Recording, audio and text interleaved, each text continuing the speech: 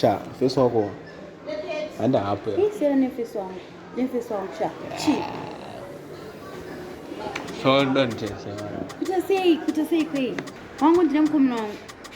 Wayasoro votara. Ndakuzaina kuzovotara ndine mkomno wangu. And ndo muda. And Mafesa yake. Bali mwezo kutala. Mafesa yake. Shaanoita. Enga turi kwanga baby kusema. Vakasiyana nekuti mkomno wangu ini ndindega ndiri panapa. Ndini wani. Ndine musikana wake ndiri wani. Sadar. So what's the sort of one? Ndozviziva because I love me and I know he loves me. Mana ka? Ntokudza.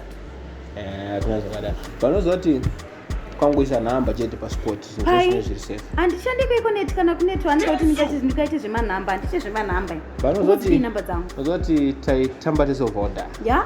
We were friends and we are still friends. Handina kana namba yako. Ndinakana basa there's a reason why usina namba dzangu. Nenyaya yekuti ndaizondoka uchasvika pandakakudza ndemkomuna wangu. Wasadaro. Sina mimi. Wala nekunako akaitoko.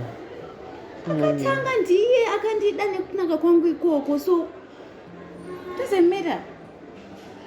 Kadere moyo waito penenguro, tinyazo penengura pepe.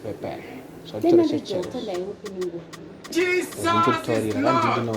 Andidi, amite doctor ina namba sana. Namba. Hey, namba zangu kuzidi. Sora neta. No.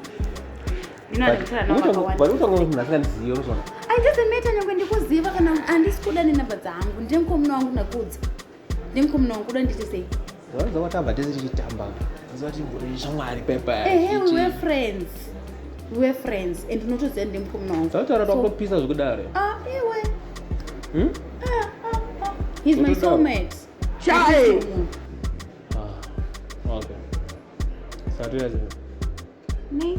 What's a number? I told you. Friendship. Tawirana chingotaranya takada.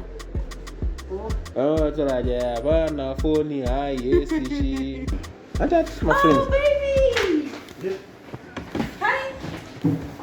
So I'm sorry. I don't think we can do this. Sorry for what? I think we should break up. Did I say? Agreed. For what reason? Or something else?